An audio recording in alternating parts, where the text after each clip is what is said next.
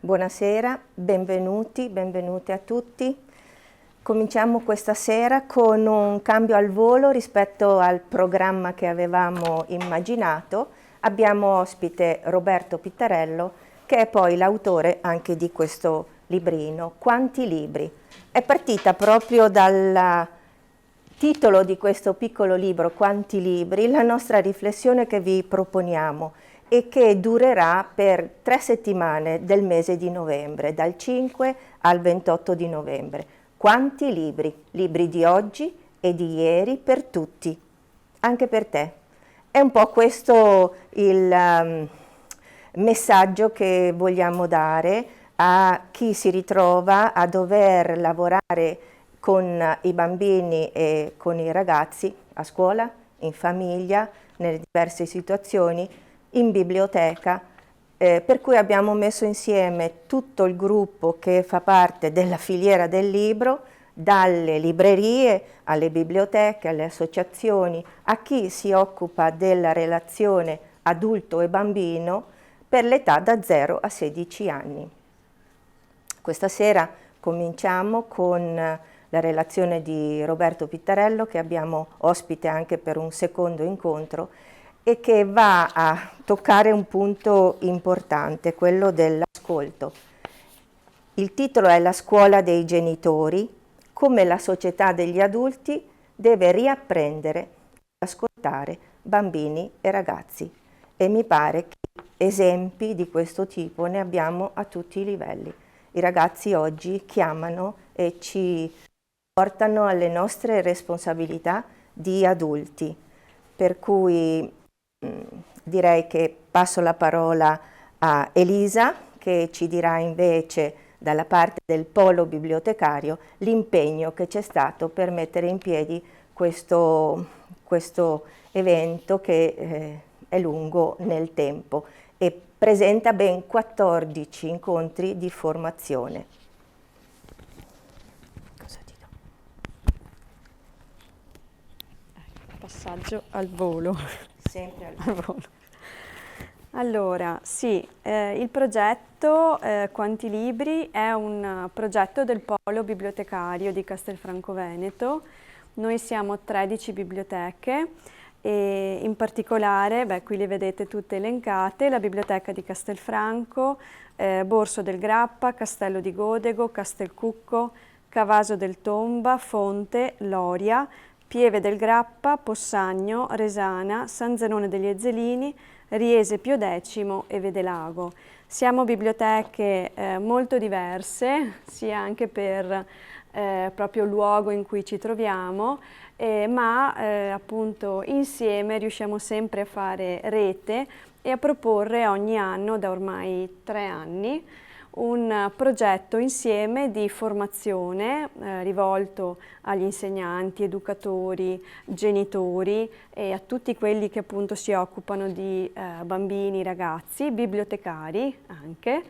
E ogni anno insieme a questi incontri di formazione abbiniamo delle letture che vengono fatte in tutte le biblioteche del Polo rivolte ai ragazzi e alle scuole. Anche quest'anno quindi abbiniamo questi 14 incontri di formazione a tantissime letture, già sono, alcune biblioteche sono già partite, le letture poi si faranno per tutto il mese di novembre e qualcuna anche a dicembre. È un progetto che ogni volta ci consente di formarci, di autoformarci e di anche proporre sempre delle cose interessanti anche in primis per noi. E oltre alle biblioteche del Polo e quindi ai comuni che hanno partecipato a questo progetto, devo ringraziare sicuramente la Scuola del Fare e in particolare Elia, che si è sempre spesa anche gli anni scorsi e ci supporta in questa organizzazione di questi progetti. Il gruppo di lettori di Leggere per Leggere, che invece legge appunto nelle biblioteche del Polo. Quest'anno anche il Comitato Nazionale per le celebrazioni del centenario della nascita di Gianni Rodari e l'Accademia Drosselmayer, perché abbinato a questo progetto ci sono anche 2 progetti dedicati ai ragazzi, Uno si intitola Il Sesto Senso e l'altro La letteratura dell'alfabeto, che appunto sono stati avviati anche con l'aiuto di Grazia Gotti e del Comitato Nazionale. E poi infine le librerie di Castelfranco Veneto, in particolare Massaro Libri, la libreria Ubic e Torre di Libri, Mondadori Bookstore, che si sono occupati di diciamo, creare i contatti per realizzare 3 incontri dedicati proprio agli editori che pubblicano libri per ragazzi, per bambini.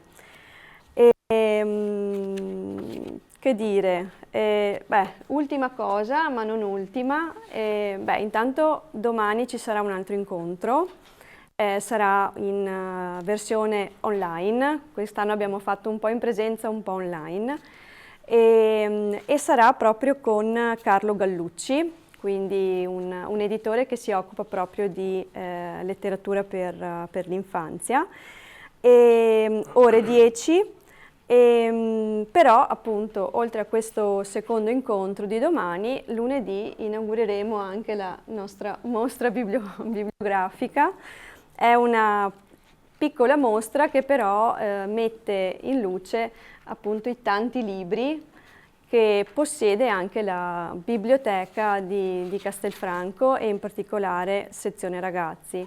Prima Elia mi diceva che Roberto ha detto che sono ancora troppi i nostri libri, anche se in questo anno abbiamo cercato di ridimensionare il numero, però effettivamente quanti libri? Forse troppi? Forse Chi troppi. lo sa? Allora, adesso prima di iniziare esatto. appunto con Roberto, noi vi abbiamo fatto questo regalo, spero, è una lettura fatta dalle bibliotecarie del Polo di Castelfranco e del libro appunto, dov'è? Quanti libri, non ne abbiamo neanche una copia, di Roberto Pittarello. Quanti libri? Quanti libri? Quanti libri? Libri, libri rivoluzionari, libri precari, libri santi, libri tanti. Libri pericolosi, libri insidiosi, libri volontari, libri militari. Libri rozzi, libri sozzi, libri pazzi, libri mazzi. Libri inermi, libri fermi, libri volanti, libri eccitanti. Libri strani, libri villani, libri fatiscenti, libri irriverenti. Libri pacifici, libri malefici, libri canaglie, libri mitraglie. Libri cani, libri mani, libri occhi, libri tocchi. Libri lontani, libri strani, libri distanti, libri pianti. Libri gioco, libri da poco, libri con te, libri con me. Libri però, libri ma, libri se, libri già. Libri vivi, libri incisivi, libri tardivi, libri giulivi. Libri colorati, libri macchiati, libri a righe, libri a pieghe. Libri fatti, libri detti, libri scritti, libri matti. Libri sciatti, libri amati, libri strappati, libri tagliati. Libri animati, libri ammirati, libri rubati, libri cuciti. Libri letti, libri finiti, libri cantati, libri rapiti. Libri toccati, libri incantati, libri riposti, libri nascosti. Libri felici, libri nemici, libri rifatti, libri disfatti. Libri minati, libri rinati, libri condivisi, libri divisi. Libri venduti, libri comprati, libri schierati, libri numerati. Libri sfogliati, libri mangiati, libri impilati, libri stropicciati. Libri contati, libri armati, libri pubblicati, libri macchiati. Libri maltrattati, libri stipati, libri scippati, libri forati. Libri liberati, libri incatenati, libri schiacciati, libri riciclati. Libri foglie, libri biglie, libri maglie, libri canaglie. Libri parole, libri suole, libri sconti, libri pronti. Libri vuoi, libri puoi. Libri sai, libri dai. Libri sballo, libri metallo, libri gioiello, libri duello. Libri cari, libri rari, libri d'oro, libri loro. Libri ascoltati, libri rifiutati, libri dannati, libri eccitati. Libri eccitanti, libri cantanti, libri mesti, libri tristi. Libri nati, libri cresciuti, libri fioriti, libri appassiti. Libri pensati, libri pezzati, libri passati, libri scordati. Libri indiani, libri puritani, libri strani, libri villani. Libri eterni, libri inermi, libri quotidiani, libri nelle mani. Libri avari, libri somari, libri miti, libri triti. Libri quando? Libri subito. Libri dubito. Libri escogito. Libri, cioè. Libri. Chi è? Libri per te. Libri. Perché? Libri incanto, libri conto, libri a stento, libri tormento. Libri oscuri, libri duri, libri dire, libri fare. Libri felici, libri amici, libri intensi, libri persi. Libri cuori, libri amori, libri traditori, libri roditori. Libri d'oggi, solo per te. Libri di tutti, anche per me. Cerca il tuo libro e inventane tanti altri.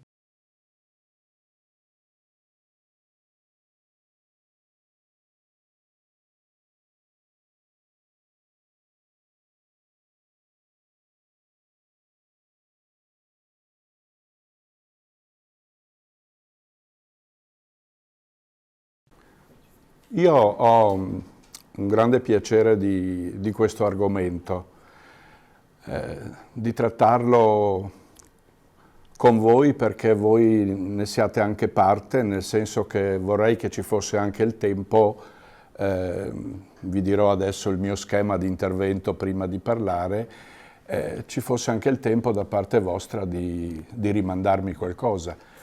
Ho la sensazione che quando succedono queste cose, ma non solo con le biblioteche o con la scuola del fare, a me destinino sempre gli argomenti più impicciosi che si possano immaginare. Io in verità avrei finito con questo video che avete sentito, perché dentro, se vogliamo cavarci un messaggio, diciamo, ce n'è uno per ciascuno. Dobbiamo cercare in mezzo a questi scaffali ricolmi, come si farà a trovare la cosa che ci corrisponde.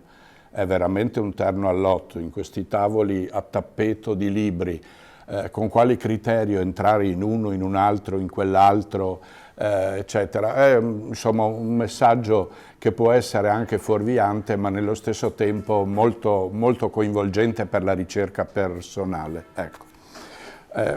Questo argomento della scuola dei genitori, che io porto avanti da tantissimo tempo, ovviamente con variabili che sono sempre testate sull'attualità. L'attualità ha confermato che forse un ripensamento, una riflessione, qualche tempo per rifletterci sopra, vale la pena che anche non solo lo doniamo, ma addirittura lo aumentiamo rispetto ai tempi precedenti. Questo argomento meriterebbe da solo 3 o 4 incontri, insomma, anche per avere quello spessore di riflessione appunto nel dialogo, non soltanto nella proposta che io posso farvi creando una piccola meditazione su alcuni punti. Allora, dovendo scegliere di stare dentro ai nostri tempi ottimali e di non stancarci troppo nell'ascolto, io avrei scelto questi 3 punti. Il primo riguarda in via diretta la formulazione dell'impegno genitoriale rispetto al suo esempio, con quello che ha significato dal periodo che ormai non è recentissimo ma è assai remoto, in cui un certo tipo di civiltà è venuta avanti, ovviamente cambiando i requisiti di quella precedente. Io sono già di quella precedente alla grande. Per cui il primo punto riguarda in diretta questo. Il secondo punto riguarda invece la caratterizzazione di impegno che ha il genitore, scusate se io lo dico al singolare, ma lo pensiamo come coppia di genitori, rispetto alla scuola, soprattutto quella di oggi, attraverso alcune parole gravi, perché la scuola è modaiola, l'avrete notato, insomma, ogni qualche stagione mette su l'accoglienza, ha messo su la socializzazione, in anni passati c'era la valorizzazione dell'handicap, adesso ci sono le competenze e c'è l'inclusione. Rispetto a questa idea di scuola, di vedere come poniamo il rapporto tra genitori, bambini, ragazzi e chi ha bambini e ragazzi che vanno a scuola, in questa scuola che si appropria di questi meccanismi anche riflessivi, a volte pedagogici, a volte antipedagogici. L'altro punto riguarda in maniera più diretta la scelta del tempo scuola da parte dei genitori. Forse voi direte, ma parliamo troppo di scuola, perché nel ruolo valoriale dei genitori, puntando sull'esempio, inglobiamo tutta la procedura privata dell'individuo che diventa padre, diventa madre di un piccolo bambino, il quale avrà una duplice, sempre tenerla molto in evidenza, questa una duplice esigenza. Forse è molto di più che duplice, ma per semplificare ha una esigenza sul bisogno di tipo strumentale, faccio esempio l'alimentazione, la cultura sanitaria del bambino, ecco, e qualcosa che non è così in primo piano quando ci proiettiamo verso il bambino con l'idea che siccome dal punto di vista del pediatra siamo a posto, le visite sono a posto, le cose abbiamo visto, il bambino ha mangiato, tollera il latte, prende quella cosa, noi una gran parte del nostro impegno lo abbiamo dato. Questo bambino, dai primissimi minuti di nascita, è un bambino che ha anche un'esigenza di tipo interiore. Ecco, questi sono un po' i punti che vorrei mettere a fuoco con voi, sui quali, se volete, poi rimandiamo un attimo di conversazione. Per semplificare sempre, questo è un mio punto, semplifichiamo se è possibile, perché poi tutta la ricchezza di contorno, di ipertesto che sta intorno a queste tematiche, lo possiamo costruire con le nostre letture, con le visite in biblioteca, col rapporto con la scuola, con la conoscenza di alcuni insegnanti che stimiamo, con animatori che tengono i nostri bambini, con scuole che sosteniamo perché lì si fanno azioni educative che sono importanti e che riescono anche a scalfire, diciamo, quell'idea di portare il bambino a scuola, ma di portarlo sapendo cosa fa il bambino a scuola. Perché questo è un passaggio successivo sul quale penso molti genitori, dal mio punto di vista, avrebbero qualche sollecito, qualche momento, insomma, di ripensamento. È cambiato, per il primo punto che riguarda i valori, è cambiato il sistema valoriale da una civiltà precedente a quella del contemporaneo. In che cosa? È molto critica questa. Possiamo dire, per esempio, sbagliando forse, che un tempo i valori erano tenuti più in primo piano, che oggi invece non lo sono. Forse qualcuno è d'accordo in un'affermazione così drastica, ma è un'affermazione antidemocratica, nel senso che non vale in se stessa per tutti, perché ci sono persone che sui valori, anche come genitori, stanno insistendo molto. Vi do un esempio. Il primo valore del bambino che viene educato socialmente, qual è? Guardare il suo comportamento. Non è quanto fa bene una cosa o ne fa bene un'altra, quanto vince in una gara, quando lo iscriviamo per tempo perché balli, reciti, suoni, faccia le danze, tutto quello che noi pensiamo, noi come adulti pensiamo. Questo bambino ci ottunde quasi con la sua necessità. La sua necessità valoriale è che impara dai genitori dei comportamenti a sua volta, esattamente quei comportamenti che noi possiamo valutare guardando lui.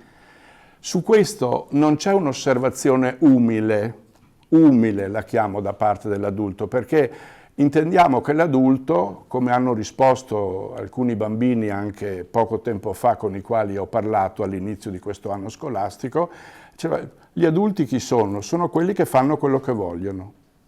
Noi ci dobbiamo adattare. Il bambino passa con questa idea che qualche cosa lo coinvolge, lo travolge, ma è già stato deciso a monte tutto. Mentre la parte da conquistare è di lasciare che il bambino abbia un ruolo importante nella decisione, avendo però un adulto che lo accompagna. La mancanza di esperienza ha un significato profondo, nel senso che il bambino ha bisogno di recuperare continuamente le esperienze che fa e di ragionarci sopra, piuttosto che dire, come diceva un genitore a un mio antico allievo, fai così che ti troverai bene, finché poi a un certo momento l'allievo dice al padre in diretta, non mi pare che a te sia andata così bene. Allora in quel momento abbiamo un individuo che si rivolge al figlio attraverso una frase fatta e il figlio invece, se notate, fa un'osservazione sul dettaglio, cioè per quello che io sto guardando tu non sei né realizzato né felice né fai un lavoro che ti piace e la vita ci è costosa sotto questo profilo. Ecco, il sistema valoriale non è da mettere a confronto con i tempi, che potevano essere i miei della mia infanzia, quali valori venivano difesi. Certo c'era un valore religioso e spirituale molto forte, non era così forte quello estetico-artistico sicuramente. C'era da parte di moltissimi genitori che a loro volta in generazioni ancora precedenti non avevano avuto una scolarizzazione efficace, c'era in questi genitori una credibilità verso la scuola che era totale, cioè di affidare alla scuola un compito che poteva risarcire il bambino di tutte le mortificazioni che avrebbe potuto incontrare nella vita se quella scuola non l'avesse fatta.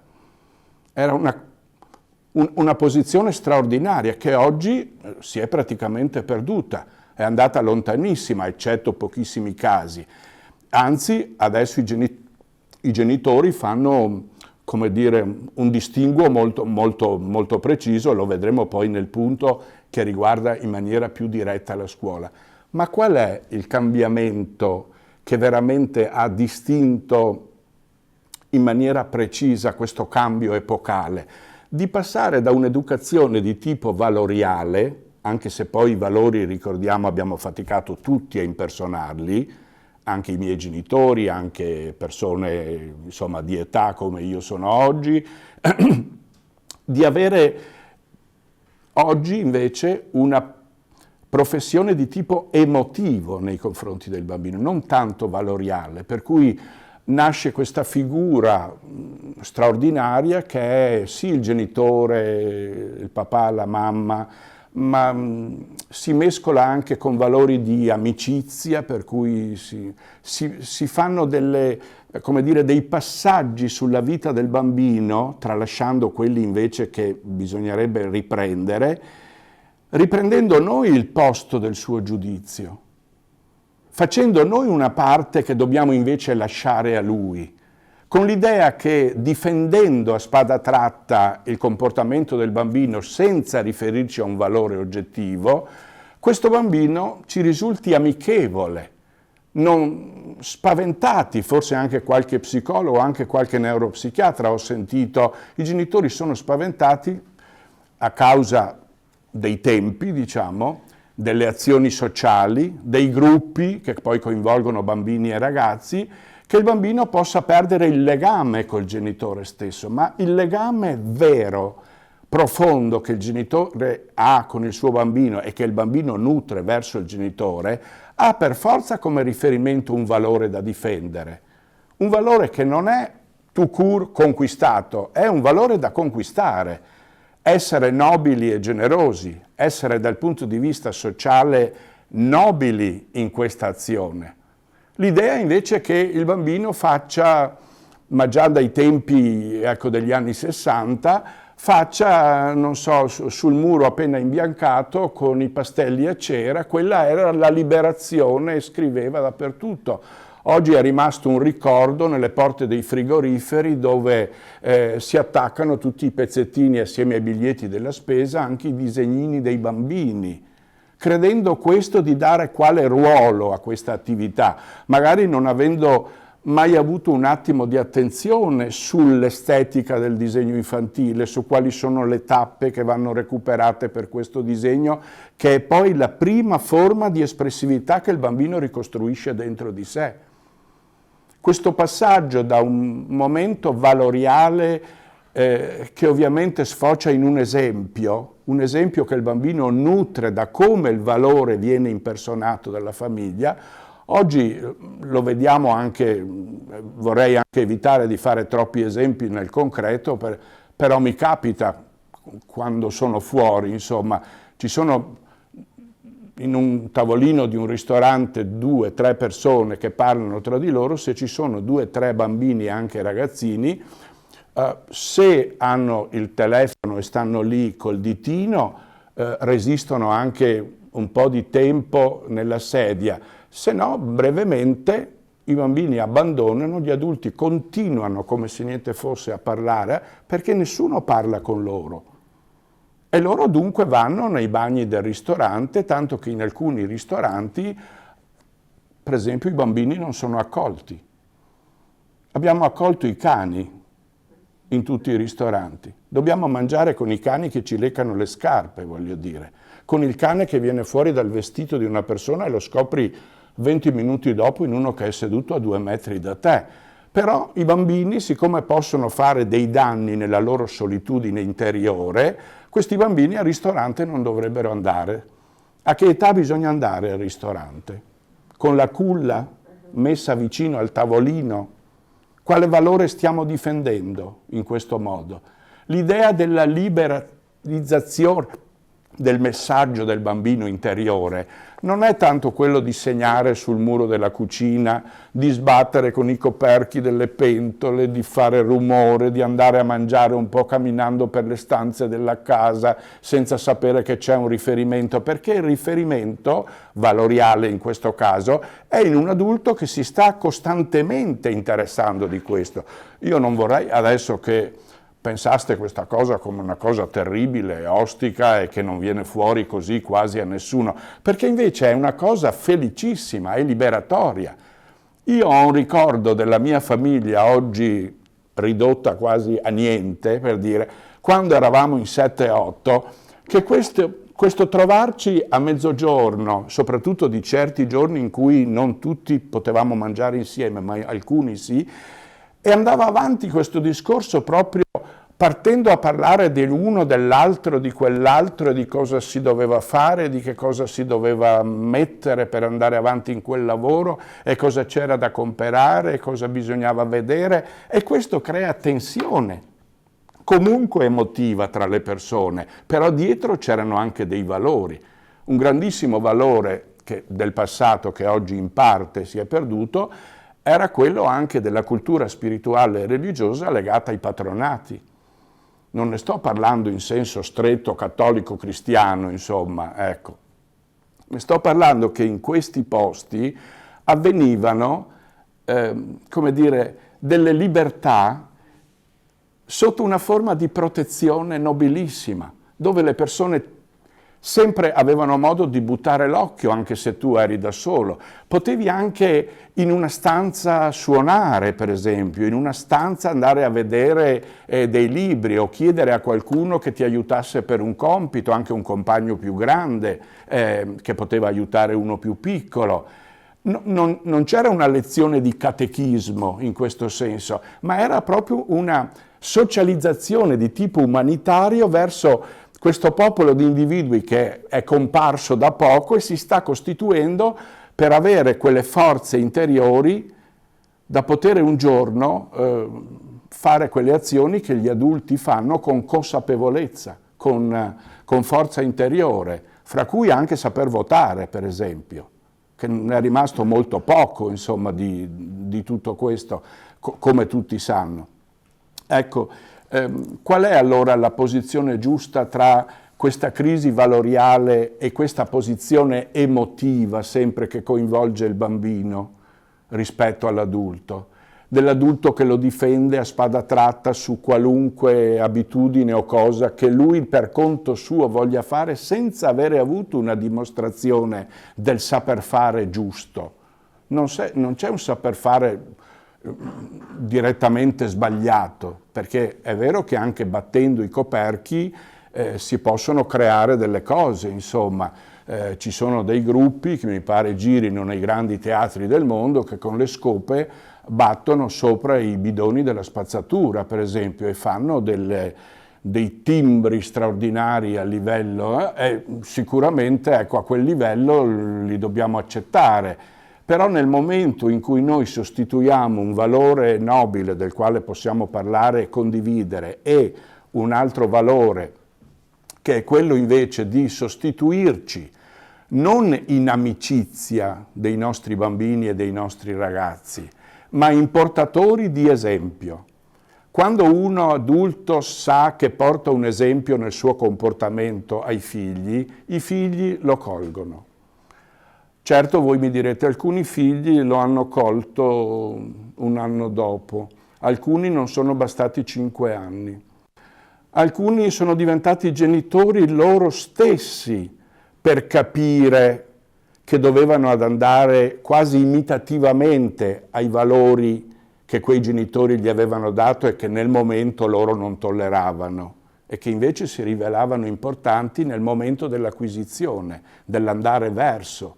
Ecco, questo aspetto raggiunge, come dire, lo scopo se noi le emozioni le quantifichiamo, se fosse possibile, con uno stato di felicità del nostro bambino che diventa poi un ragazzo. Certo, quello che noi riusciamo a tutelare in valore di esempio rispetto all'infanzia, prima infanzia e seconda infanzia, o rispetto alla preadolescenza e adolescenza, sono dei valori completamente diversi. Quando si arriva alla preadolescenza, 10 anni, 14 anni, c'è nell'individuo la volontà di accaparrare qualcosa del mondo per conto proprio. Come dire, ci sono anch'io qua. Adesso non faccio quello che dice quel balumba di mio padre o di mia madre. Posso decidere per conto mio. I miei amici fanno così, quegli altri hanno quella cosa là. Loro vanno, io non posso andare. C'è questo conflitto, no? Che ha fatto dire anche a qualche esperto che, per esempio, al femminile sembra quasi un'etichetta, ma non credo lo sia, però nel periodo preadolescenziale delle volte scatta una conflittualità forte tra la figura femminile della madre e della ragazza che si sta appunto emancipando nella sua costruzione razionale di pensatrice, libera. Freud diceva che se questo conflitto non esistesse, la persona più giovane, in questo caso la figlia, non sarebbe un giorno una buona madre. e che poi molto spesso questo conflitto approda a un'età matura, oltre i 20 anni, 25, oggi l'età matura, no? Le mamme dicono il mio ragazzo, 41 anni, il mio ragazzo, quando l'età matura dà, come dire, il motivo di questa scelta, un motivo profondo. E la ragazza in questo caso cosa scopre? Scopre che alcune delle cose che criticava perché la madre sembrava gliele imponesse, lei adesso le fa per scelta. Questo è il caso più drastico in cui si arriva molto in ritardo a cogliere il valore dell'esempio. Però l'esempio è importante, come dire, ci mettiamo davanti e diciamo com'è una situazione, diciamo anche, ipotizziamo un conflitto, chi ha torto, chi ha ragione, eccetera. Invece che dire a un ragazzo o a una ragazza che cosa fare e cosa va fatto, dire invece come adulti, io farei in questa situazione così. Io che sono tuo padre, sono tua madre, farei così. Tu cosa pensi di fare? Abbiamo questa forza straordinaria di rimandare a un'ulteriore discussione, perché poi l'individuo si sente investito di un forte potere decisionale su questa cosa. E questo è un motivo che ci fa molto riflettere, che non è uno scontro, come dicevo. Valori ed emozioni non sono in scontro, ma non possiamo essere in balia delle emozioni dal punto di vista, se vogliamo, creare educativo e educazione con un bambino dalla nascita in poi. Perché un bambino ha delle tappe straordinarie, alcune magari dopo le citerò, ma ha delle tappe straordinarie che riguardano poi tutti i bambini, anche se poi ognuno di questi bambini, per fortuna, è originale. E questa cosa va oggi mitizzata nella difesa. Ogni bambino è unico. Originale vuol dire che quando compare, prima uno come lui non c'era. Non ci illumina questa cosa il saperla? Questo bambino avrà delle attitudini, delle forze interiori, scuola, non scuola, televisione, telefoni, eccetera. Avrà qualcosa dentro per poter crescere come un individuo mortificato dalla sua età matura fino alla fine, desiderando in tempi sempre più ristretti di andare in pensione da quello che la vita lo ha costretto nell'impegno, a un individuo invece che si è liberato e ha trovato una sua strada. E dobbiamo essere felici perché quell'individuo che la trova, questa strada, vedremo adesso il ruolo anche della scuola in questo, che è insieme ai genitori che tutto questo può avvenire, questo individuo poi potrà difendere la sua passione a qualunque titolo, in qualunque modo, non al posto di fare una cosa invece che farne un'altra, perché mi conviene, perché dopo parliamo con tuo zio, perché poi ti metto là, perché poi... Ecco, questo farfugliare tra le cose, ma andare direttamente a quella che è la volontà dell'individuo. Abbiamo esempi straordinari in questo, e anche negativi. Forse ci serve anche dire uno di questi. Le grandi, altissime passioni e capacità non assicurano la felicità. Abbiamo esempi straordinari in tutti i campi di capacità straordinarie, uniche veramente, nei valori della voce, del movimento, vite disperate, schiacciate, finite per tempo. Tanto che a un individuo comune, chiamiamolo, se ci fosse uno comune, dice, ma come? Con la fortuna che aveva sta qua? No? Va a finire così. Cos'è che è mancato? Ce lo dobbiamo chiedere questo. Perché la felicità viene dal destino che diamo alle capacità. Portiamo dei bambini da 5 anni, 7 anni in posti che si chiamano vivai. Vivai si chiamano. e non c'è posto per tutti, che bisogna mettersi in coda, bisogna fare delle preselezioni, di guardare come sono fatti, quanto femore hanno, quanta cervice hanno. Questa società volgare, che il bambino in questo caso, e sono bambini, è disprezzato, è in se stesso disprezzato, come fosse un oggetto. Non può avvenire nessuna felicità. Quante di queste persone che poi a 30 anni, 35 si trovano magari con dei soldi che non sanno gestire, che in breve li perdono, con un lavoro che non hanno mai avuto, quella loro cosa non la possono più fare e non abbiamo indagato come sono andati a finire, eccetto pochi casi. Quei pochi casi invece felici sono stati bravissimi a creare un destino alla loro capacità, alla loro passione. E questo risulta il discrimine, l'importanza di non lasciarci confondere se qualcuno di straordinarie capacità poi ha avuto una vita disperata. A un certo momento questo bambino, anzi piccolissimo, va all'asilo nido. All'asilo nido, 0-3 anni, da pochi mesi si può andare all'asilo nido, questo bambino deve essere, come dire, tutelato rispetto al suo sviluppo fisico e mentale. Non ricordiamo ancora, ricordiamo quell'inizio, ecco, il bisogno alimentare, sanitario, la pulizia, l'igiene, eccetera, tutte le prove, il camminamento, e invece il bisogno interiore. Il bisogno interiore viene proprio dalla tappa di sviluppo. Da 0 a 3 anni questo bambino ha un linguaggio che socialmente è abborrito.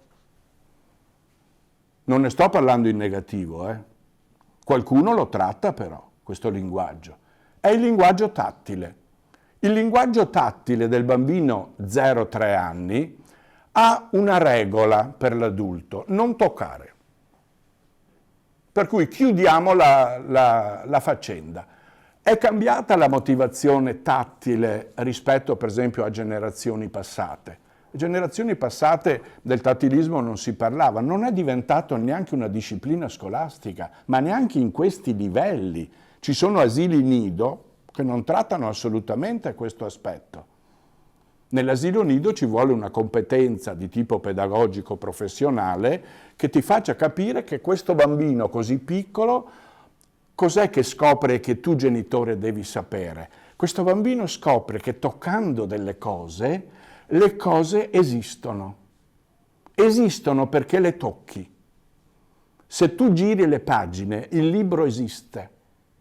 Se tu vieni su a gattoni attaccandoti alla gamba del tavolo e ti metti in piedi barcollando, ma ti metti in piedi finalmente, tu sai, con un adulto vicino, questo è importantissimo, che si chiama gamba, che questo è tavolo, che è fatto di legno, che questa è formica, questo è ferro, e questo bambino comincia la sua educazione linguistica partendo dall'esperienza, perché il tatto è esperienza.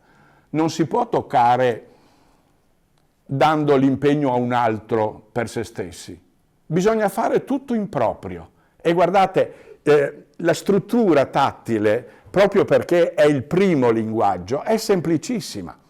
Come si fa anche come genitori tradire questa istanza? Sembra quasi impensabile. La mano, i polpastrelli in particolare che sono a livello della nostra pelle, perché il tatto è con tutta la pelle, perché la pelle è l'abito della vita e del tatto, ma qui abbiamo la maggiore sensibilità. E perché abbiamo maggiore sensibilità qua? Perché usiamo di più. Per esempio, se andiamo dal sarto, il sarto basta che una stoffa metta tra pollice e indice così e vi dice subito che cashmere è, che cammello è, che cotone è e via di seguito. L'abilità tattile viene proprio dall'esperienza. Questo bambino è importante che abbia un adulto vicino perché dall'esperienza tattile parte un'esperienza ancora importantissima e parte giusta, perché parte dalle cose e il bambino viene a sapere che le cose che lui tocca ed esistono hanno un nome. E parte l'educazione linguistica. Non sono nomi che poi il bambino dovrà aspettare 8, 10, 12 anni per sapere che quel nome che lui ha in memoria da tempo e che ogni tanto gli viene fuori, esiste veramente la cosa. Prima ci sono le cose, poi ci sono le parole. Se io non avessi mai visto un albero e ho la parola albero, ditemi, che disegno posso fare dell'albero? Sarei un analfabeta per tutta la vita rispetto a quella cosa. Per cui, adesso questo è solo un accenno, c'è un grandissimo, straordinario laboratorio sul tattilismo dei bambini, lo ha affrontato anche l'arte in tempi non sospetti, cioè molto vicino a noi, nel senso che non soltanto per persone ipovedenti o altro, sapete che nei musei, per esempio, si possono toccare delle opere per capire la formulazione e con le mani si può avere proprio un'idea tattile dell'opera anche rispetto a personaggi, ad animali, a paesaggi, a forme naturali e via di seguito. Ma cosa si è visto soprattutto anche a livello estetico? Che quando noi curiamo un'educazione di tipo tattile anche rispetto alla produzione artistica, abbiamo il pubblico più partecipe e che non si stufa. Ecco, perché noi quando prendiamo in una mostra quell'apparecchietto a 7,90 € che ce lo mettiamo sull'orecchio, dove una signorina sguaiata 1917 e noi siamo davanti alle opere, potremo anche godere anche da analfabeti di queste opere perché ci coinvolgono. No, nell'orecchio dobbiamo avere questo disturbo che ci dice l'anno di questo, di quello, di quell'altro, che oltretutto quando mettiamo giù l'apparecchio lì, noi di quell'anno lì, di quel periodo, di quel movimento ne sappiamo tanto quanto prima. Allora invece quando attiviamo dei processi anche come dire, di coinvolgimento, sono dei coinvolgimenti attivi. Rispetto alle mostre si fanno dei laboratori se si vuole che l'individuo, il bambino, comprenda, capisca certi movimenti. Non copi le opere, non metta i colori dentro gli occhiali della Peggy Guggenheim o dia il colore alle sue ciabatte veneziane, voglio dire, dove fanno questi centri straordinari che sembra che ci offrano chissà che cosa, ma dove guardando un'opera si estraggono alcuni elementi, come può essere il monocromatismo, può essere una regola di sviluppo se riguarda la natura, può essere un'espressività del volto umano, gli snodi per la costruzione del corpo intero, possono essere queste cose sulle quali si fa una piccola esperienza, vedete, ritorniamo sempre su questa forma evoluta a livello tattile in questo caso, che ci lega in una maniera e noi quell'opera lì, a causa di questa esperienza che abbiamo fatto, non ce la dimentichiamo più.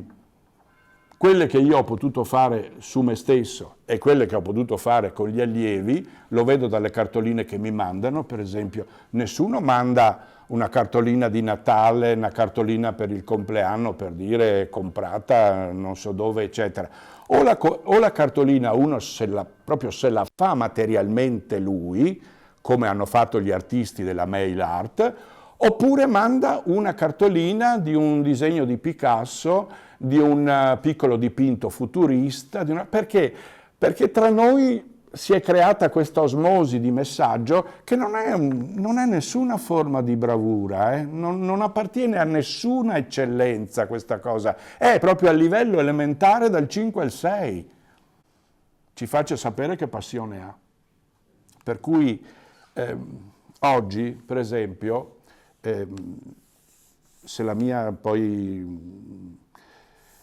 il mio parlare è troppo drastico, insomma voi dopo me lo farete notare, oggi c'è questa parola che mi ottunde veramente, competenze. Cosa sono le competenze? Per esempio, in una cucina dove sono stato proprio di recente, un capo cuoco dice: accende lei i fuochi perché lei è bravissima. Accende i fuochi. Accende 8, 10, 12, 14 fuochi contemporaneamente, perché vanno tutte alle 12 meno un quarto, 12 e 5, la cucina è tutta una nuvola di fumo. Una accende i fuochi. Se fosse mia figlia, per Dio, vai da un aiuto cuoco, dal cuoco capo, e gli accendi i fuochi. Per un quarto d'ora si ha che impissa i fuochi. È una competenza questa, per lui è una competenza. Lei è competente nell'accendere i fuochi, perché chi ha le accensioni elettriche l'ha visto, non è proprio sempre semplicissimo di accendere. Ci vogliono dei tempi, in base alle marche dei fuochi il tempo cambia, insomma capisco che ci sono anche dei problemi, però si perde la competenza e saper fare bene una cosa. Avere preso 6. La competenza è la sufficienza. Tu sai un'oca e un asino, come va scritto, non ti sbaglierai mai per tutta la vita. A noi non ci interessa dopo perché lo guardiamo adesso e poi non lo guarderemo mai più, neanche quando ti laurei. Voglio dire che qualcuno, speriamo, ma non è detto, te lo corregga. Tu sai un'oca e un asino, insomma c'è questa regola, va scritto in un modo diverso. Non lo fai, fai un errore continuamente. Se invece non lo fai è una competenza. Ma allora che cos'è la competenza? La competenza fa parte dei mezzi. Siamo arrivati a fare una scuola sui mezzi, fossero i mezzi. Perché in verità poi la scuola, nel secondo passaggio, fa una cosa ancora più importante. E spero che tante persone lo possano fare continuamente e di più. Il secondo punto è dare un destino a questi mezzi. Cosa te ne fai quando hai imparato a scrivere un piccolo pensiero? Il cervo guarda il fiore. È una delle più nobili e alte poesie del popolo dei nativi d'America. Il cervo guarda il fiore. Non si potrebbe dire meglio. Forse a un livello simile anche noi ci siamo arrivati vicino, ma non così tanto, con M'Illumino d'Immenso. In una facoltà che io conosco bene, un corso su M'Illumino d'Immenso, 60 ore di corso. 60 ore di corso. M'Illumino d'Immenso pare sia stato scritto di domenica. Ma dite, di domenica uno scrive, ma di domenica uno intanto sta a letto più tardi, molto di più, poi va a vedere il giardino, poi si chiede che cosa si mangia oggi, insomma è una giornata speciale? No. Uno che ha la passione prende, come diceva Montale, cosa ci vuole a scrivere una poesia? Cosa ci vuole? Basta un foglietto di carta da niente, un mozzicone di matita, che venga fuori un attimo di grafite, proprio 1 millimetro, e scrive la poesia. Cosa ci vuole? Questa è la competenza del mezzo. Possiamo scrivere tutti, e pare che l'Italia, lo sapete, non c'è quasi più nessuno che non scriva, però, insomma, non tutta è letteratura. Che cos'è la letteratura? Quando è che sappiamo che abbiamo scritto qualcosa che resta? Quando ci siamo proiettati dentro la cosa che abbiamo scritto con totalmente presente la nostra originalità interiore. Quando riusciamo a farlo per 70 pagine, 120 pagine, 240 pagine, forse non per 600, noi abbiamo raggiunto un valore di tipo letterario. Il poeta è favoritissimo, se pensate. È favoritissimo perché intanto non deve coprire la riga. Può fare la riga anche di una parola. Può andare a capo quando vuole. Può fare una cosa lunga, una paginetta, può fare anche 5 righe. Mettere punto è finita. Si sta come d'autunno sugli alberi, le foglie. Non ci avevi pensato prima? No, troviamo quel pirla lì, lo fa lui per primo e ricordiamolo, in creatività vale sempre chi fa per primo. Gli altri possono rifare, ma possono rifare perché qualcuno ci aveva pensato prima. Noi possiamo rifare il taglio di Fontana, giusto? Ma il nostro è un falso. Certo che invecchiando un po' la tela, che adesso hanno 50-60 anni, potremo anche imbrogliare qualcuno di bocca buona, Però chi l'ha fatto per primo ha fatto una cosa eccezionale. Pollock sguazzava con i suoi colorini a gocce, a sgocciolamenti, il famoso dripping.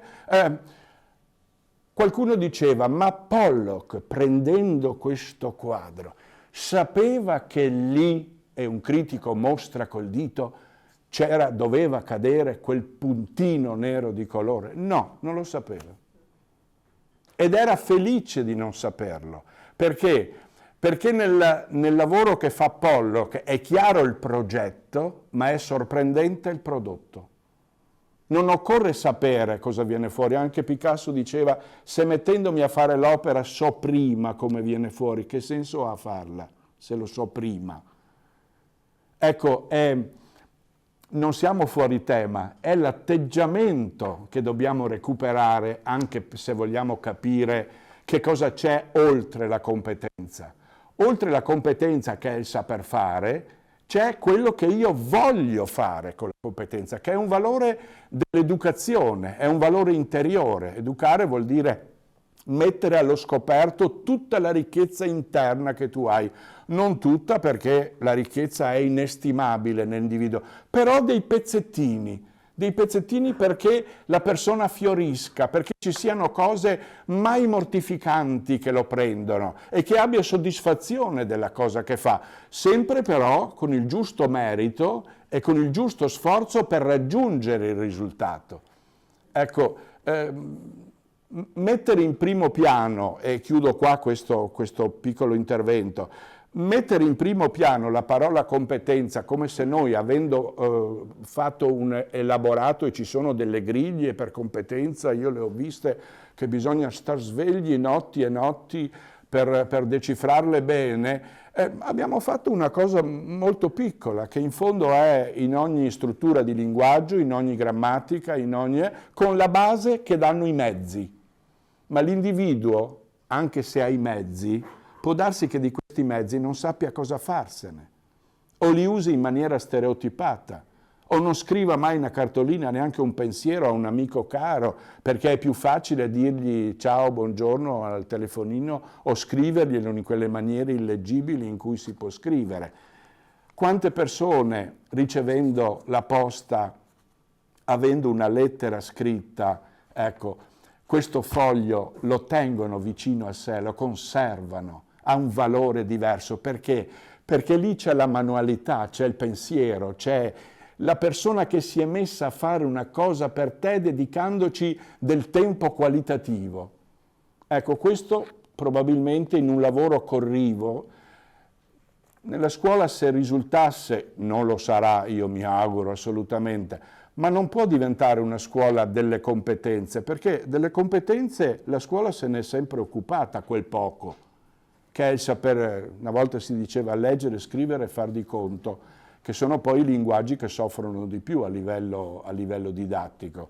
Il bambino che impara a scrivere e a Natale, mettiamo a Natale, quelli più bravi fanno già la piccola frase,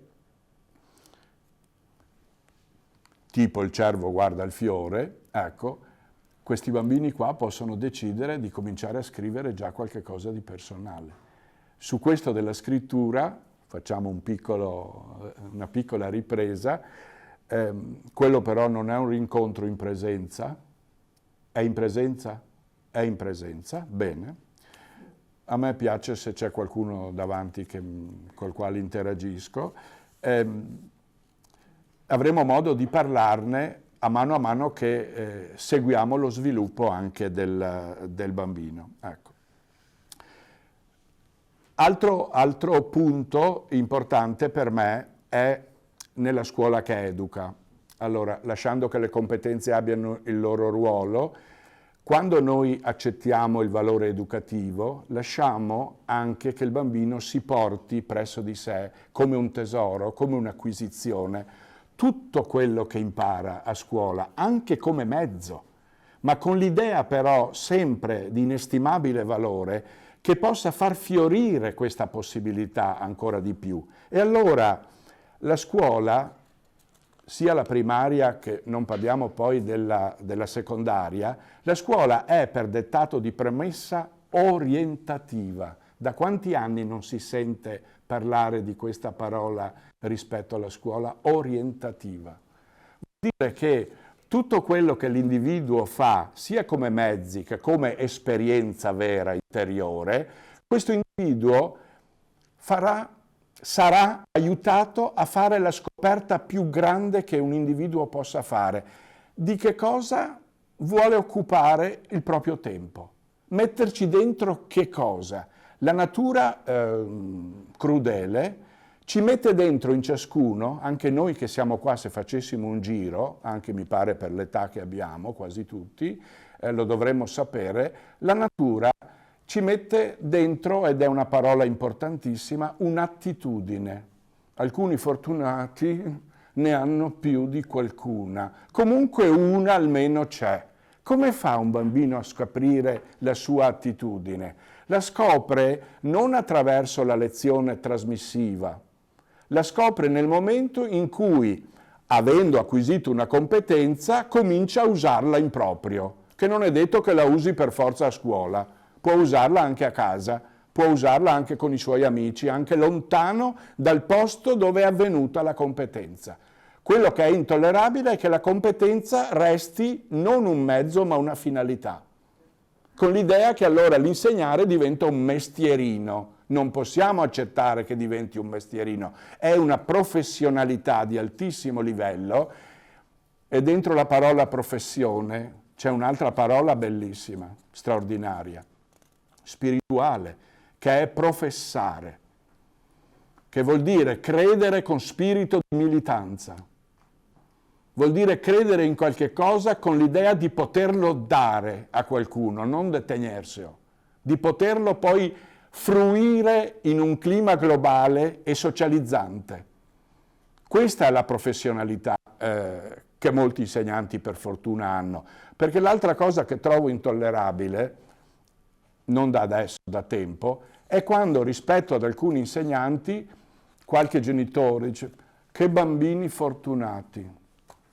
Ma è immorale dire per bambini che vanno a scuola, tu hai i bambini sfortunati perché vanno dall'altra parte? Uno dentro che apporta l'AISE i bambini fortunati, 10 metri più avanti sono bambini sfortunati. Allora vuol dire che degli esami, anche a titolo così non razionale, da non potersi spiegare, voglio dire, facilmente a parole, degli esami riusciamo a farli, riusciamo a sentirli e lo vediamo anche proprio nel cuore dei bambini come crescono, nella loro volontà, nel piacere di stare insieme, di come vengono. Quando io durante i periodi più bui di questi ultimi 2 anni ho visto dei bambini a casa con i quali dovevo un po' interagire senza interrompere certe cose tra noi, questi bambini sinceri, sincerissimi, non avevano, vi assicuro, nessuna voglia che finisse questa pandemia terribile e tornare a scuola. Non finirà mica adesso, erano preoccupatissimi di questo. Ma c'erano dei bambini che invece hanno maturato addirittura anche delle sofferenze di tipo emotivo, proprio perché mancava la scuola, mancava il riferimento dell'insegnante, del clima sociale che si viene a creare. Insomma, ogni cosa va giudicata in se stessa, senza creare troppi sgabelli, troppe scale, voglio dire, no? Se funziona in una certa maniera è così. Nella scuola che gestisce il suo tempo scuola, se adesso è in presenza, e lo è stato da sempre, voglio dire, in passato, quasi sempre tutto il tempo scuola è trasmissivo, con un adulto davanti che fa il modello e i bambini che dovrebbero ascoltare e ripetere poi qualche cosa di questo messaggio che il modello trasmette. Probabilmente questo crea una stanchezza, uno stress anche uditivo, che poi approda alla noia. Tanto che abbiamo allora il gruppo di chi ha bisogno di essere aiutato che se ne va lontano e non capisce più niente. E quelli che potrebbero fiorire e addirittura essere l'aiuto per l'insegnante del resto della classe, che questi si annoiano mortalmente. Allora qui c'è un'altra problematica sempre riguardo scuola. È la scelta della scuola. Il genitore è importantissimo che dica la sua sulla scelta. A me dispiace cominciando questo discorso che riguarda, voi lo capite, il tempo pieno per me, che viene individuato oggi come servizio genitoriale. Ma quale servizio genitoriale? Ma se è un servizio genitoriale facciamogli fare la scuola dalle 9 alle 11 della mattina e poi che giochino in un campetto.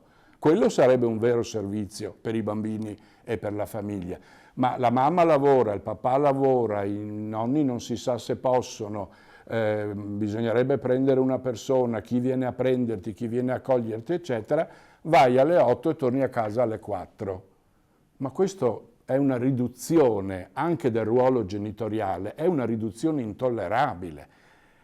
Qual è, arrivando proprio al succo della situazione scuola a tempo pieno? La scuola a tempo pieno è una scelta culturale per lo sviluppo del bambino. È una scelta soprattutto rispetto ai metodi che mette in campo una scuola a tempo pieno. Negli anni in cui io ho cominciato a insegnare, anni 70, primissimi anni 70, c'era addirittura a livello politico un'idea che il tempo pieno, siccome non veniva ovviamente da una parte politica, veniva da quell'altra come istituzione, che il tempo pieno noi, che eravamo lì, ecco, parla questa scuola diversa da quella che avevamo fatto noi, portasse via i figli alle famiglie e se li tenesse stretti, creando degli individui che poi le famiglie non potevano riconoscere, che diventavano dei terroristi, delle persone delinquenziali, che avrebbero fatto chissà che cosa. Nella mia scuola, io ero alle medie allora, siamo riusciti a fare un tempo pieno alle medie di cui io non ho avuto notizie, mai più, fino ad oggi voglio dire, che sono fuori da un po' di tempo dal diretto scuola, che ci sia stata un'esperienza simile, con 5 pomeriggi alla settimana e il sabato mattina. Mi spiegate perché il sabato mattina bisogna stare a casa? Per portare i bambini con i genitori stressatissimi, che al sabato mattina un'ora, mezz'ora, 3/4 d'ora, 2 ore vanno al supermercato? Avete visto di nuovo questa bambina davanti a questo scaffale e la mamma che è andata un po' avanti torna indietro e sta bambina è là. Se avesse visto, non so, un Botticelli, un Van Gogh, non avrebbe un'espressione così ispirata. E la mamma dice, ma quale vuoi? Tutti, dice.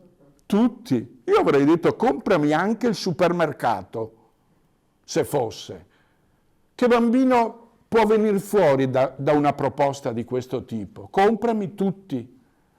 E si vede il tutti, perché arriva poi verso di noi, osserviamola bene, e ha le braccia che non riescono a contenere tutte le scatole, budini poi, una roba che non ho mai tollerato, sono i budini, queste creme imiegose di sapore incerto. Ma c'è l'idea che c'è dietro, sulla quale non evolviamo, è un'idea cattiva, crudele. I bambini andranno al supermercato quando sanno che una cosa fa bene e non fa bene, quando l'alimentazione è sana o non è sana, quanto abbiamo bisogno nella giornata o possiamo sbagliare per certe cose, come tutti, insomma, quando hanno un'attività riflessiva anche sotto questo aspetto. Per cui la nostra difesa di avere il sabato mattina, ma voi direte, ma sti bambini a scuola tutte ste ore, più delle ore di un operaio di Mirafiori, cosa fanno? Era una scelta dei genitori, perché non li abbiamo avuti tutti subito, abbiamo impiegato del tempo per vedere. E il tempo ci ha dato ragione in che senso? Cosa hanno visto i genitori? I risultati di tipo scolastico.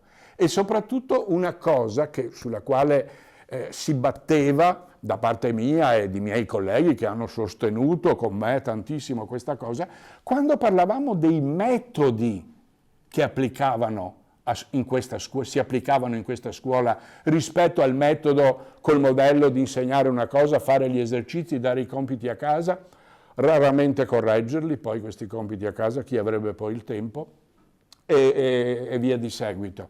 I metodi sostituivano l'idea di un metodo.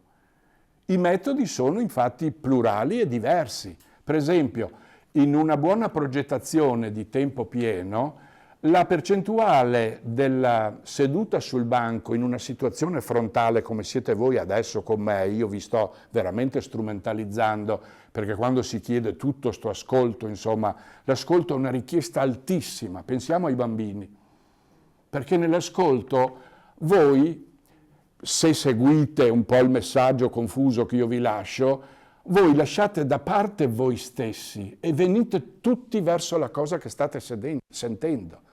Per cui è una richiesta molto alta richiedere qualcosa fuori di sé. Per cui nella trasmissione, la trasmissione deve non superare il 30% del monte orario di un orario di tempo pieno. Allora dice, cosa fai l'altro 70%? L'altro 70% è diviso tra il metodo sperimentale, il metodo di ricerca, il lavoro collettivo, il lavoro di gruppo, il metodo creativo, sul quale vorrei dire due parole. Cos'è sto metodo creativo? Perché qui abbiamo una frase del mio vecchio maestro Bruno Munari, che mi dispiace sia una frase usata in questo modo come fosse un aforisma qualunque. La frase dice: un bambino creativo è un bambino felice. Ma siete d'accordo voi? Van Gogh era creativo, era felice? Modigliani era felice? La Mia Martini era felice, secondo voi? L'avete vista mentre cantava? Cosa diceva? Come erano le parole quando uscivano dalla sua bocca, e non era un granché vederla cantare, Ecco. Però c'era tutta l'anima, tutta la passione, ma non c'era felicità, non c'era consapevolezza di felicità, non c'era destino alla felicità. Allora ci sono due parole in questa frase che bisogna da parte dei genitori problematizzare enormemente: la parola creativo e la parola felicità. Su che cosa ci intendiamo oggi con la parola felicità? Io per felicità oggi trasmetterei questo senso, come ho fatto agli allievi. La vera felicità coincide con la consapevolezza del vivere, con la consapevolezza dei bisogni che l'attualità ci mette continuamente a confronto per tutelare l'ambiente. Oggi ne abbiamo, no? Finirà che ne faremo una testa così e poi nessuno vuole più sentirne parlare. Di avere questa consapevolezza sulla necessità, e che questa necessità deve avere una risposta, e tutti quanti, per essere felici in questa consapevolezza, dobbiamo mettere una parte. Quanto abbiamo impiegato, qualcuno se lo ricorda, quanto hanno impiegato gli italiani a mettersi la cintura in macchina? Oggi quasi sono scomparse le punizioni stradali sul non avere la cintura, ma sono passati quasi 3 anni e mezzo. Alla fine hanno fatto la patente a punti e hanno cominciato a ipotecare l'idea che tu, aumentando i punti che perdevi, potevi addirittura restare in un periodo senza... Allora, non nella comprensione, ma nella punizione, noi abbiamo imparato delle cose. Senza consapevolezza. Ecco, non ci siamo mossi da lì, in tantissime altre cose.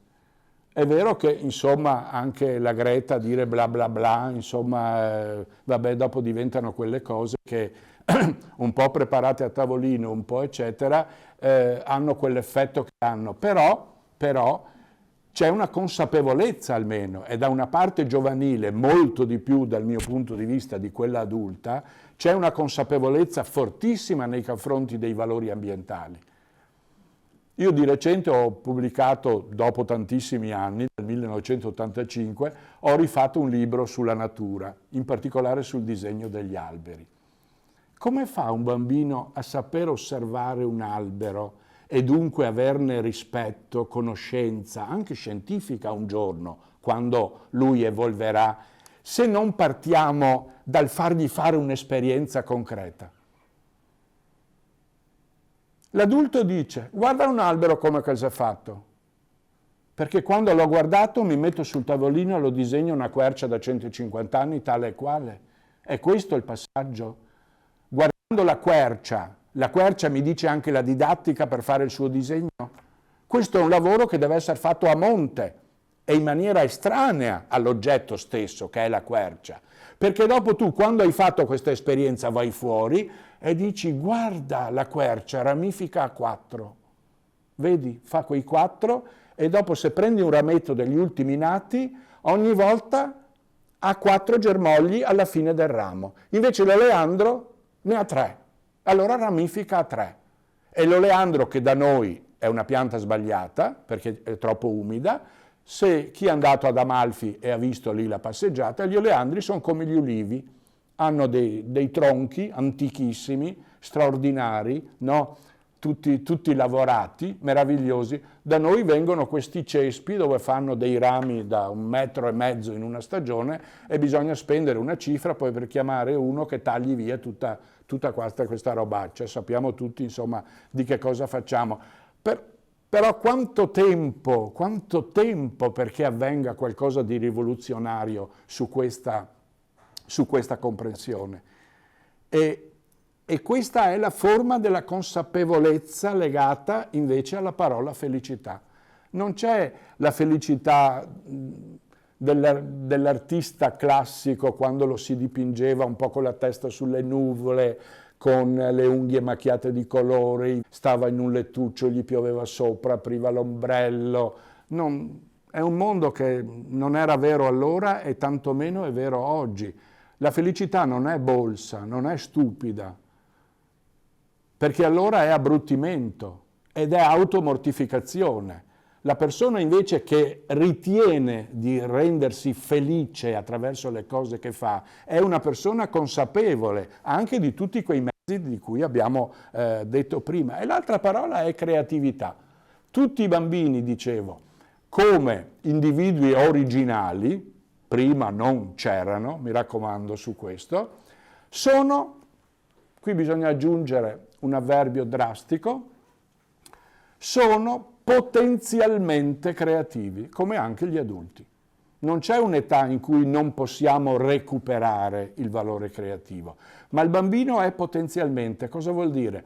Vuol dire che dipende dall'ambiente, dall'animazione, dalla scuola, dalla famiglia, dagli adulti che incontra, dal rapporto coi fratelli, da come legge la realtà, da come la legge, questo individuo capisce che può fare qualcosa di personale e di unico, di assolutamente unico. Che cos'è la creatività dal punto di vista anche didattico proprio?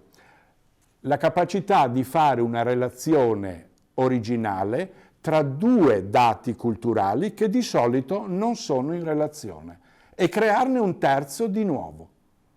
Un signore vede, l'esempio fatto 1000 volte, vede la mela che cade. Può darsi fosse anche una pera, io non so se fosse proprio una mela, no? C'è la mela e c'è il signore che vede la mela che cade. Non succede niente. Quanta gente avrà visto sta mela che cade nei secoli? Però un po' di tempo dopo, questa persona, nella mela che è caduta in questa immagine forte, non c'è più la mela che cade, non c'è neanche più lui come lui era al momento in cui l'ha vista, c'è una cosa nuova che prima non c'era. Scrive una legge fisica importantissima che stravolge tutto il modo di intendere e di vedere la realtà rispetto a come la si vedeva prima. Questo ovviamente, vedete, creativamente è un valore assoluto. Lo fa lui, lo fa per primo e ancora siamo qua che lo citiamo. Chi fa per primo sarà citato sempre. Per cui questa realtà di sviluppo è una realtà importantissima.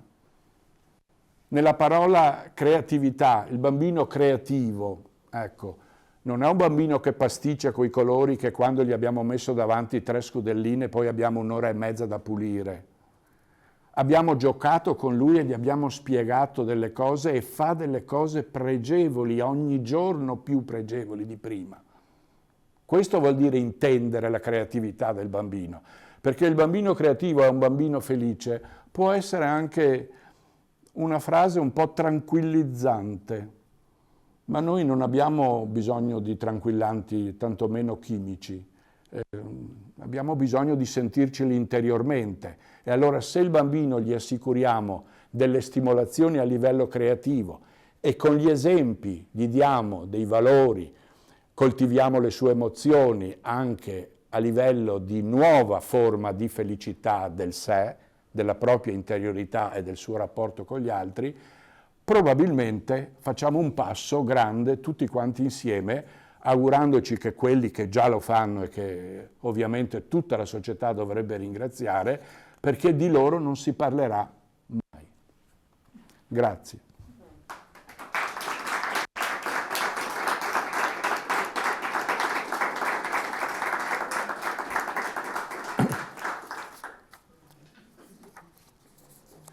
Se qualcuno deve andare, vada ora o mai più, perché dopo leggo due cose terribili ed è meglio, mi dispiace che le perdete. Però fra un po' di giorni, magari voi andate avanti, guardate il finale e sentite come io ho voluto chiudere. Intanto sentiamo se qualcuno vuole rimandare qualcosa. Magari vi verrebbe in mente stasera o durante un altro momento.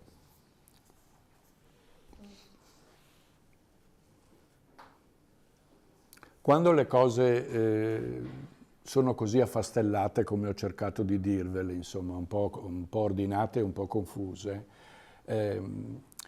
si ha come un senso di estraneamento e secondo me se io fossi da quella parte io direi, ditemi se sbaglio, ma come posso io fare tutto questo?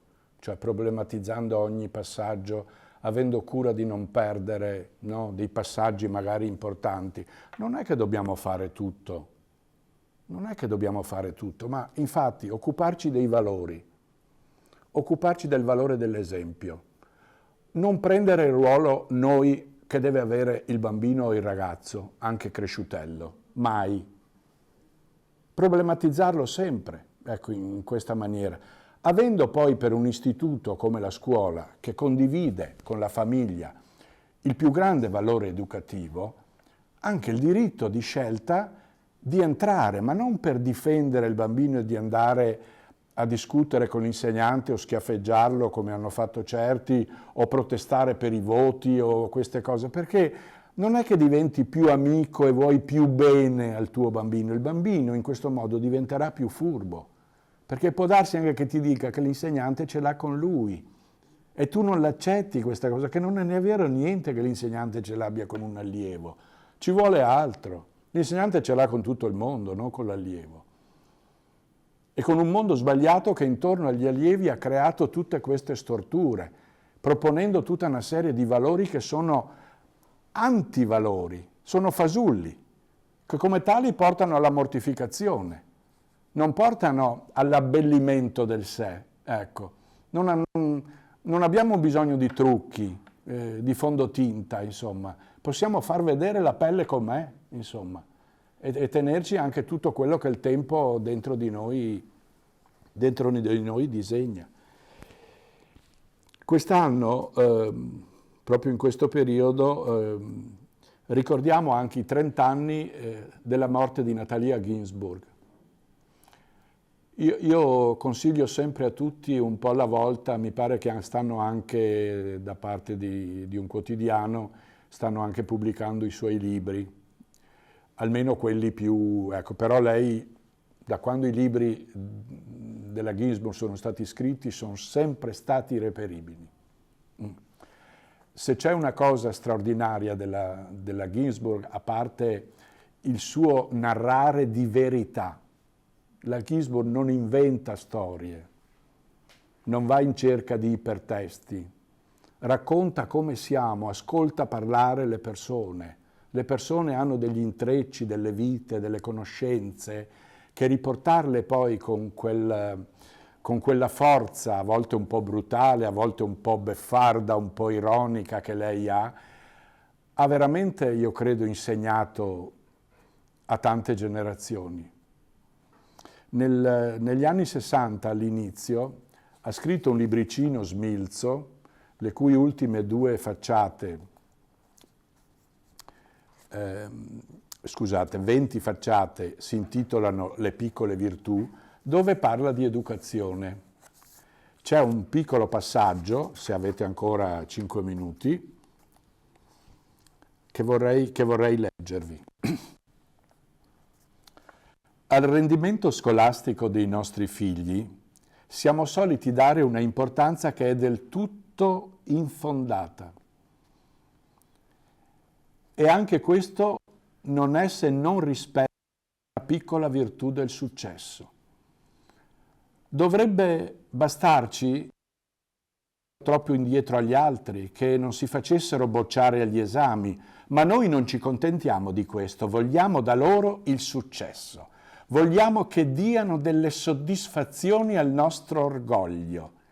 Se vanno male a scuola o semplicemente non così bene come noi pretendiamo, subito innalziamo fra loro e noi la barriera del malcontento costante.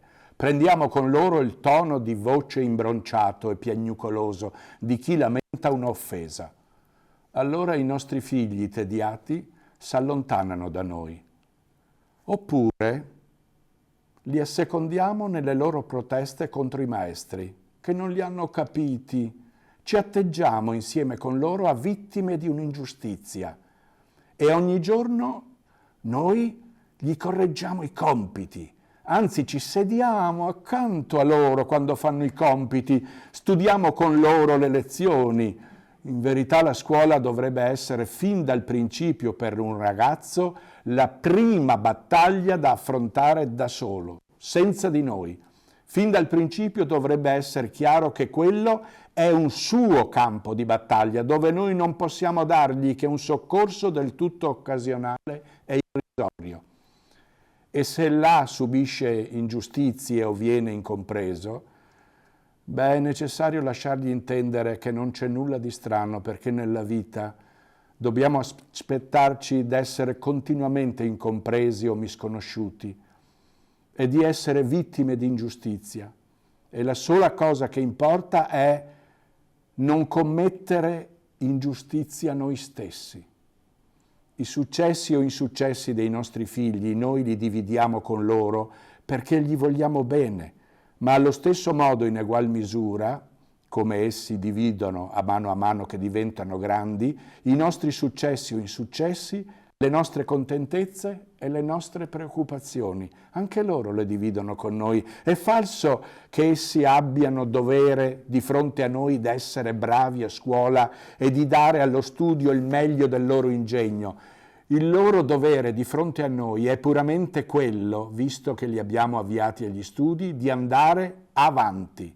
Se il meglio del loro ingegno vogliono spenderlo non nella scuola, ma in un'altra cosa che li appassioni, raccolta di coleotteri, studio della lingua turca, sono fatti loro.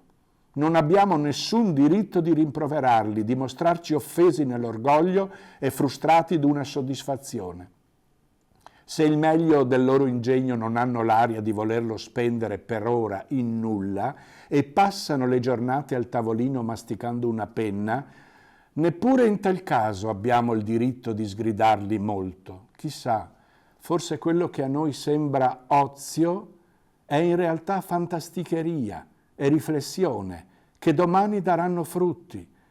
Se il meglio delle loro energie e del loro ingegno sembra che lo sprechino, buttati in fondo a un divano a leggere romanzi stupidi o scatenati su un prato a giocare a football, ancora una volta non possiamo sapere se veramente si tratti di spreco d'energia e di ingegno o se anche questo domani, in qualche forma che ora ignoriamo, darà frutti.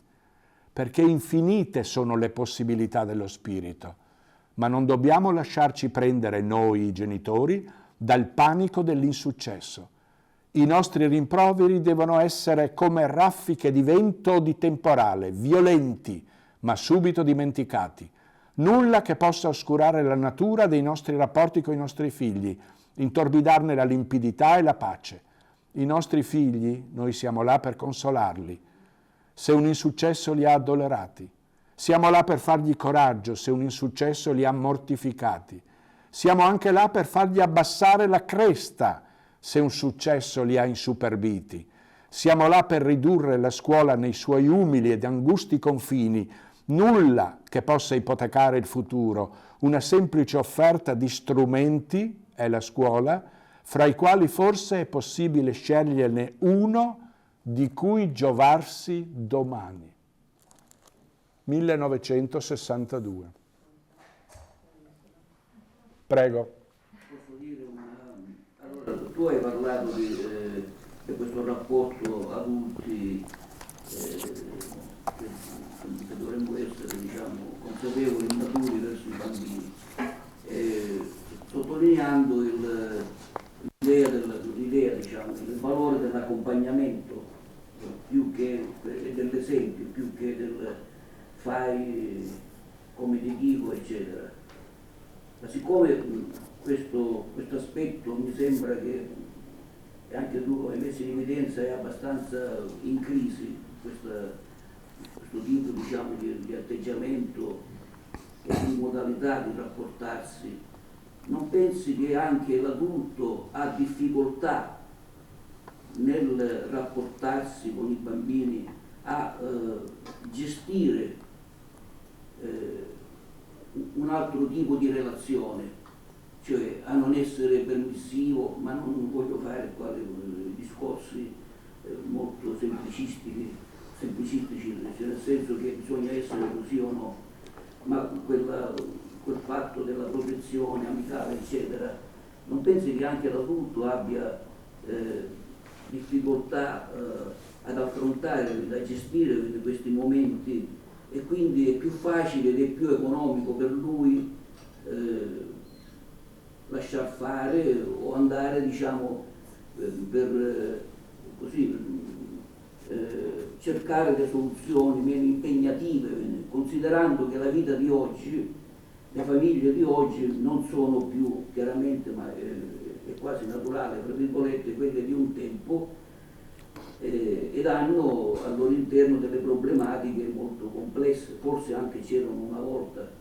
Quindi io mi soffermerei anche sul fatto che anche da parte degli adulti ci sono delle difficoltà che non li giustifica ovviamente ad essere consapevoli di un nuovo rapporto con i loro figli, con i bambini, insomma, ecco.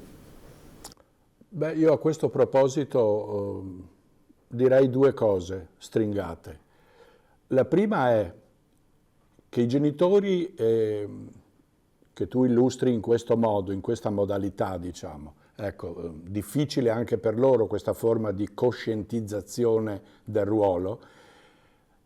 I genitori, specie quelli che hanno bambini piccoli oggi, cominciano la primaria e entro la primaria, a loro volta sono già il frutto di un'educazione di quel tipo. Bisogna andare a un'altra età di sviluppo, più vicina alla mia, per trovare un'altra forma di sensibilizzazione. Questa è la prima cosa, che non, come hai detto, che non serve a mo' di scusa. Proprio perché non sia una scusa, però, bisogna anche che ci sia una certa preparazione, dato che il bambino è arrivato. E questa preparazione, sapete, un po' è il dialogo con gli altri, il sapere trasformare le proprie esperienze, anche quelle negative, in forme non ripetitive da dare ai figli nuovi che sono arrivati adesso, di saperle guardare con distacco, con forza, e poi, se non bastasse, di poter anche sia frequentare ma anche leggere qualcosa che metta sulla strada. Un bambino che da 0 a 6 anni ha, non perché questo sia un mio campo di interesse speciale, che in questo caso assolutamente sarebbe fuorviante dichiararlo così, ma da 0 a 6 anni quasi esclusivamente in senso espressivo disegna. Chi è che riconosce a livello adulto, penso anche a livello insegnante, ma non parliamo poi dei genitori, quali sono le tappe fondamentali dello sviluppo del disegno infantile, tra arte e linguaggio? Perché alla fine poi, da Jean Dubuffet in poi, è stata considerata una forma a tutti gli effetti artistica, quella del disegno spontaneo del bambino. Però, appunto, dove vanno a finire sti disegni? Allora qui ci vuole anche una parte libresca, una parte pedagogica che assieme a un romanzo, a una storia, per me questa cosa che vi ho letto vale più di leggere 600 pagine di un tomo dove in 40 muoiono, in 60 assassini scappano, in 118 bombe scoppiano e via di seguito.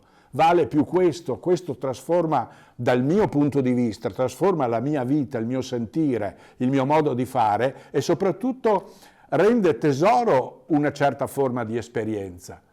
Lei in fondo che cosa ci dice qua? È molto legato alla cosa, ecco, che è puntualizzata adesso. No, non pensiamo al prodotto, pensiamo al futuro. Non c'è nessuno che può pensare al mio di futuro, al futuro di un bambino, di un allievo. Il futuro prenderà corpo in base a delle scelte oggettive, fuorvianti, sbagliate, inutili, scabrose, malposte, eccetera, ipotecando la tua vita dalle fondamenta. Una scuola che non si interessa delle attitudini dei bambini può diventare davvero la scuola delle pure competenze, fatte davanti a degli automi che abbiamo segregato dentro i seggiolini e dentro i banchetti, che ripetono stancamente queste cose, le verifichiamo, gli diamo un voticino, stiamo anche attenti al voticino perché, per esempio, quella mamma lì che si è presentata già 2 volte, eccetera, mettiamogli il voto giusto che lei sia contenta, perché la scuola, i genitori li ha patiti enormemente in queste ultime stagioni, non in particolare queste della pandemia, ma insomma già da tempo, insomma, ne abbiamo letti di episodi, no? E la scuola ovviamente si è ritirata. Perché dobbiamo prenderci tutti questi problemi alla fine? Perché la scuola non riesce a far dialogo. D'altra parte, ci pensate, la scuola dà le pagelle attraverso il computer dei figli a casa. Ma come è possibile che un collegio docenti non si alzi e non dica noi facciamo in un altro modo? Nessuno verrebbe a chiedere, chi lo fa perché lo vuole, lo fa perché gli va bene così. Bisogna essere compatti in questa cosa, assolutamente compatti, soprattutto nelle scuole che hanno, come dire, anche un'identità a livello culturale, che diventano quelle che dovrebbero aiutare delle scelte consapevoli dei genitori. In quella scuola che vi ho nominato prima, in questa media con i 5 pomeriggi e il sabato mattina, un altro punto importante era fare i trimestri. Provate a dirlo voi in giro adesso. Fare i trimestri, altro che fare il sabato mattina. Ecco. E perché noi ci tenevamo molto a fare i trimestri? Perché vedevamo tutti i genitori 3 volte all'anno per interi pomeriggi. 3 pomeriggi durava la consegna della pagella. 3 pomeriggi. Ecco. Si divideva la classe 8, 16, 24, 6, 12, 18 e si veniva 3 volte. Il genitore stava lì 1 ora e si parlava della dominante del carattere di suo figlio, di come noi vedevamo un progresso, un regresso, la socializzazione, insomma, ecco. Allora le griglie ce le facevamo noi, allora c'erano dei giudizi scritti che sono stati tolti, tutti lo sanno, non è che lo sto dicendo io adesso per la prima volta, io l'ho detto circa 8.000 volte, sono stati tolti i giudizi perché erano scritti in maniera obbrobriosa, facendo dei danni incalcolabili ai bambini, tipo trovare la frase non è un bambino creativo, per dire, ecco, non ha un momento di ascolto. Nel giudizio bisogna parlare solo delle abilità. Se non sono raggiunte, dire cosa si deve fare per cercare di raggiungerle, chiedendo aiuti ai compagni, alle famiglie, tutto quello che c'è, insomma. Dove siamo andati rispetto a questo? Dove? Siamo andati ai ragazzi che durante la ricreazione si riempiono di botte. E di qualche genitore, come io ho visto pochi giorni fa, che dice, ma professore, se anche mio figlio si ciappa una scaragata botte, però noi dopo lo denunciamo, quello là, insomma, e mi prendo 10.000 euro. Io ho già l'avvocato che fa la cosa. Gli avvocati sono fuori dalle scuole a darti il biglietto da visita. Cosa vuol dire questo? Vuol dire che la società ha un malanno, ecco, che non si guarisce facilmente con il vaccino. No. E allora dico, in chi ha avuto appunto un'educazione di tipo emotivo e non valoriale, sappia che è già figlio deputato dei tempi. Ecco. E che alla fine un figlio lo devi far ragionare anche se ha 35 anni, 28 o 42, e non nominarlo il mio ragazzo. Lasciamo anche che i genitori si arrangino con i loro figli, che abbiano il gusto di dire ce l'ho fatta, senza metterci in mezzo continuamente. C'è la scuola che li aiuta per quel tempo, il resto bisogna arrangiarsi. I nostri genitori del dopoguerra, con figli a carrettate, altro che adesso, insomma, a carrettate, lavoravano notte e giorno, con lavori che oggi neanche ci sogniamo per gravità di impegno, eccetera, e sono venute fuori delle cose anche straordinarie. Ed è stata socializzata anche dal punto di vista educativo una grande fetta di umanità italiana. Pensiamo a cosa ha fatto il maestro Alberto Manzi, pensiamo a cosa ha fatto Mario Lodi. Io ho raccolto in questi giorni una studentessa che sta facendo una piccola tesi, una relazione in verità, sulle mie scritture creative dei preadolescenti. Ho raccolto, Elia, 2400 facciate di scritture di adolescenti. ESEA pronte da lesere. Devo cominciare a pubblicarne 150 al colpo e fare una serie di libretti. Chi è che li prenderebbe su? Chi li prenderebbe su? Pensate che qualcuno voglia qualcuno dei libri che sono qua fuori? Ah, certo, per fortuna che qualcuno, ma non qualcuno che numericamente ci dia da sperare che per un bambino o 2 bambini o 5 bambini nati oggi, domani, ieri, fra 10 giorni, eccetera, per loro cambi qualcosa. Noi insistiamo a farlo perché la passione è travolgente, la passione è enorme. Come dicevo, su una passione individuata voi non tornerete indietro. Vi occuperete sempre di quello. Io di disegnare un albero mi occuperò anche sul letto di morte. Se si presenta uno che non lo sa fare, gli dico prendi una pennetta che ti dico 2 cose e puoi cominciare a farlo. E dopo spiro. Bisogna fare così. Ecco, con l'idea che, come diceva Madre Teresa di Calcutta, si prende un cucchiaino e si sposta l'oceano da un'altra parte. E noi facciamo così. Ecco. Abbiamo i libri che ci aiutano, siamo in una biblioteca, avete biblioteche dappertutto, no? Qua anche vicini, sono tutti posti vicini, quelli che ci ha detto Elisa, ecco, tutti i posti vicini, insomma. Poi ogni biblioteca, se cercate un libro, immediatamente ve lo procura nel giro di 4 passi, insomma, subito, qualunque libro, ecco. E abbiamo la possibilità e ci vuole anche un po' di studio. È arrivato questo bambino che chiede anche un po' di studio. Agli insegnanti chiediamo una formazione sempre aderente ai tempi, ai bisogni del bambino veri, non quelli indotti, non quelli sociali indotti dal consumo, ma dei bisogni autentici. Speriamo che riusciamo a distribuire tanta felicità con tanti bambini creativi. Grazie a tutti. Grazie.